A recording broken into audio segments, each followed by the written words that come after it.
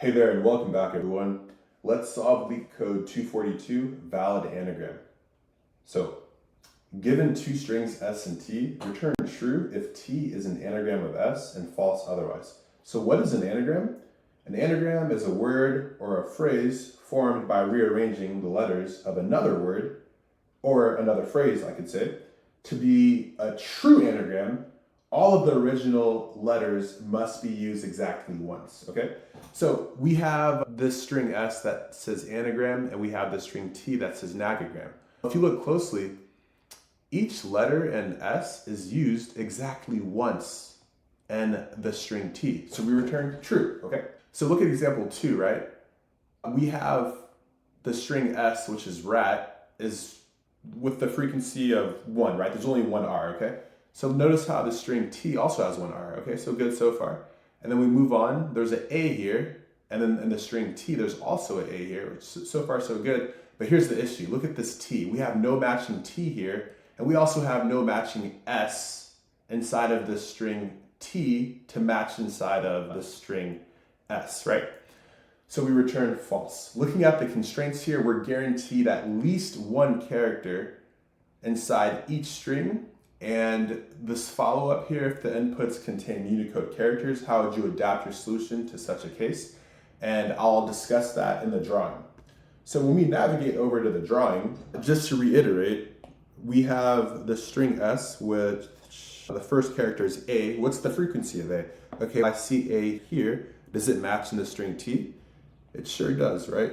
Okay, let's move on to n. N also matches. G also matches. R also matches. M also matches. So we return true, right? Over here, we already knew that this t here does not match anything inside of the string t. And this c here does not match anything inside of the string s, right? So let's discuss the brute force approach, and then I'll show you two other approaches that have the same time and space complexity, okay? Let's also label it as well. So we'll say the brute force. We can immediately just say, hey, if we sort this string s and we sort this string t, if they're equal to each other, let's just return true, right? So how does this look like sorted, okay? So if we sort anagram and lexicographically order, anagram becomes A, G, M, R. And spoiler alert, if we sort string t as well, it'll be the same thing. And these look equal to me, okay? So very simple, right? So we would just quickly say return sorted of s is equal to sorted of t, okay? If that returns true, anagram, false, not an anagram, okay? But what's the issue with this, okay? So to sort s, we'll just use the variable n in this case, would be n log n, and to sort t, let's just use m to represent that, it would be m log n. So that's our time complexity, n log n plus m log n. That's brute force, right? We don't want that. And just for a FYI, by the way, when you sort a string, it actually is represented as a list, okay? So this technically would look something like this instead. It'd be A, G, M, R, okay? And then these are string characters inside of there, okay? Just to let you guys know, because remember, strings are immutable in Python, okay? So sorting them converts them into a list, okay? All right, so we know the brute force is not the approach that we want to go, okay? So let's look at a different approach. So let's go ahead and use the ORed keyword. And before we use the ORed keyword, what's the most obvious edge case that we know means that we don't have a valid anagram, okay? So imagine if this string s here, we made it one character longer and let's just duplicate this m, okay? The mere fact of adding this additional m here means that the frequency of m now becomes 2, but notice that the frequency of m in the string t is still equal to 1, okay? So that's our immediate edge case. We don't have to overthink it there. So for approach 2 here, we can immediately say if the len of s the string s is not equal to the len of string t, we'll just return false, okay? Otherwise, let's get into the core algorithm, okay? So what I've done here is I've defined this ord array, and let me also label it, or actually let's go ahead and create the variable because we can clearly see it, okay? We can see it here. This large array here, okay? So what we'll say here is ord array is equal to 0 times 26, okay? So in Python, this ord array would look like this, okay? Very simple, okay? So I keep saying ord. What is ord? Every character in ASCII, every Unicode character I could say, in computing systems has an integer identifier, okay? Let's explain that a little bit more. So first and foremost, we're gonna have to iterate through our given input. So let's use this arrow to represent our iteration, all right? So I'm gonna say for character and s, we'll say this ord array, we're gonna index inside of it, right? And we're gonna use the ord of z as our anchor, okay? And I'll explain that some more, okay? So ord, which is a keyword in Python, right? Which just means give me the ordinal value, give me the integer value of this character, okay? So ord of z minus ord of the current character that we're iterating through, and we're gonna add 1 to the value of it at that index, okay? So what does ord, let's see, what does ord of a equal to? So ord of a is equal to 97. So the character right now is a, right? So ord of a is 97, and ord of z is 122, okay? So what's 122 minus 97? That's 25, okay? So ord array of this index we computed of 25, we'll say plus equals 1. So we go here, and we plus equals 1, right? So this becomes a 1, right? Great, we're doing wonderful so far. So we go to n, right? What is ord of n? Ord of n is equal to 110. So 122 minus 110 gives us 12.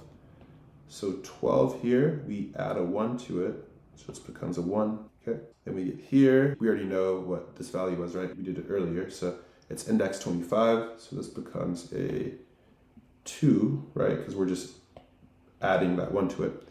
We go back inside our for loop, and we come here to g. So ord of g is equal to 103, so this is 103, so 122 minus 103 gives us 19. Okay, so index 19, we have to add that 1 to it, okay? So this becomes a 1. Back inside our for loop, so we get here. What is ord of r? Ord of r is 114, okay? So 122 minus 114 gives us 8, okay? So we get here, and we add a 1 to that. Great. Back inside our for loop, and we get here to a, and we already did a before, right? A gives us this index here, 25, add a 1 to it, which gives us a 3. And then we get back inside our for loop, and we get to m. What is ord of m? Ord of m is 109. So 122 minus 109 gives us 13, right? Yeah, 13, okay. So index 13, we add a 1 to it, which becomes 1, okay? And quite simply, right, so look at these represent, so this 3 here is that a, right? Because there's 3 a's and so on, right? You get the point. Okay, so now let's just do the same logic, right? So the same for loop, but let's do it for string t. And this time, instead of incrementing by 1, let's decrement by 1, okay? So instead of increment by 1, we will decrement by 1. And spoiler alert, remember, since these are anagrams of each other, they return true, these same indices will get hit again, right? And we're gonna be decrementing 1 from them, okay? Ord of this first character in t is n, and that's 110. So 110, and ord of z is 122, so index 12, right? We decrement it by 1, right? So this becomes a 0, okay? We get here, and I'll simulate a little bit. So we know this is gonna point here. decrement this by 1, which gives us 2. And then g, so ord of g is 103. So 122 minus 103 gives us 19. So index 19. This becomes a 0. Okay. And then we get to A. We already know where that index is here, right? So this becomes a 1, decrement by 1, right? And then we move on to R. So ord of R gives us 114. 122 minus 114 gives us 8. So index 8, decrement by 1. All right. So this is 0. And then we get to here, this A here. We already know that's that index there. So let's not do any additional work. So this becomes 0. Back inside the for loop, right? And we get here now, and we know that it's gonna map here. So this becomes a 0, okay? And what do we ask ourselves? How do we know that, so how do we know that this is valid, okay? Notice how everything is a 0, all zeros, okay? So we can just say, we can just do I think a regular for loop is fine. So we'll say we'll say value, or I'll just do for val, and our ord array, okay? If that value is not equal to 0, right, we return false. If we manage to get through this for loop without returning false, we just return true, right? And let's go over to LeetCode. And by the way, I want you guys to pause and just try this example by yourself, okay? With that being said, let's navigate over to LeetCode and let's code up this solution, okay? All right, so first and foremost, what's the edge case? If length of S is not equal to length of T, we return false. It cannot be a valid anagram, right? Otherwise, let's create our ord array, which will have 26 items in it. Why is that? Because alphabetically, there's only 26 characters in the alphabet, right? So we say for character and S, okay, ord array of ord keyword the character Z minus ord of the current character that we're iterating on, right? We're gonna go ahead and update its frequency to plus equals 1, okay?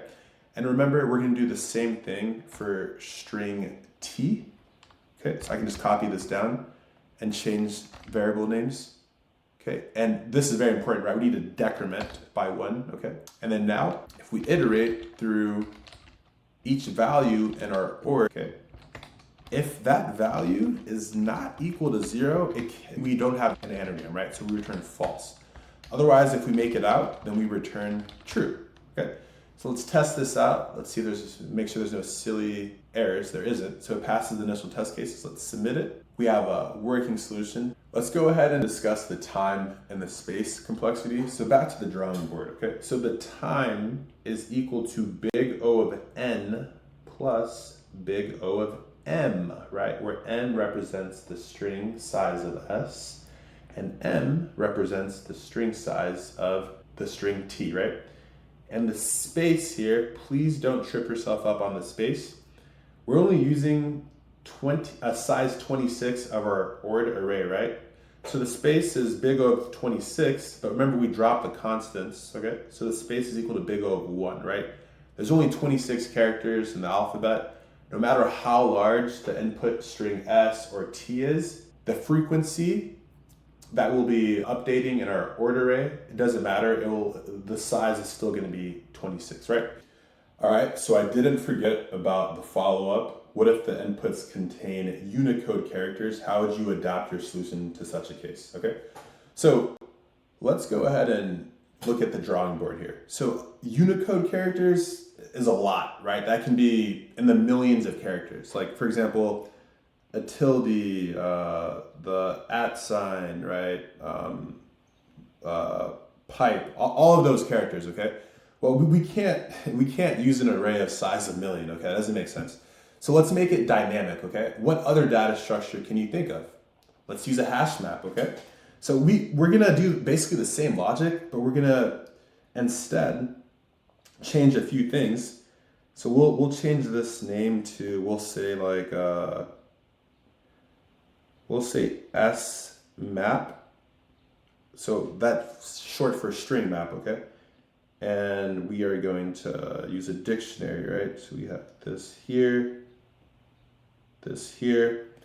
and everything's very, very similar, right? We're still gonna do this logic, but since it's a dictionary, it's gonna be a little different, right? So we're gonna go ahead and say SMap of that character.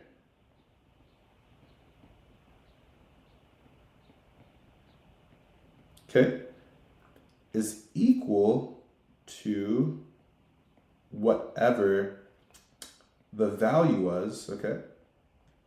Oh, sorry, I have to do dot get, okay? So dot get what the value was. If it doesn't exist first, right, we'll set it equal to 0. If it does exist, okay, we'll add a 1 to it. Well, technically, if it doesn't exist, it gets set to 0 and then immediately adds a 1.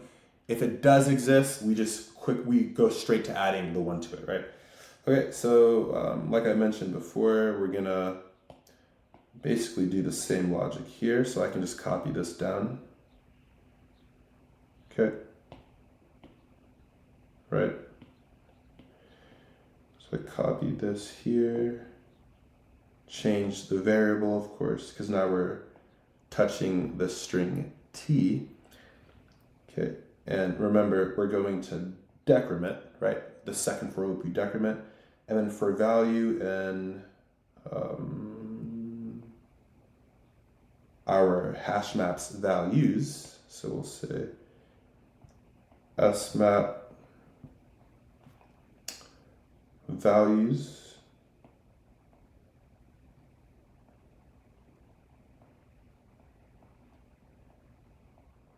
If the value is not equal to 0, we return false. Otherwise, we return true.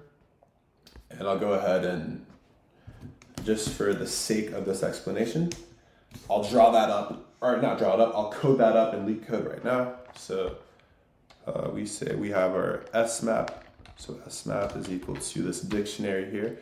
Remember that edge case will always be, so I'll do that edge case first. So if length of S is not equal to the length of t, we return false. Otherwise, we count the characters in string S, right? So for character in S, we'll say SMap of that character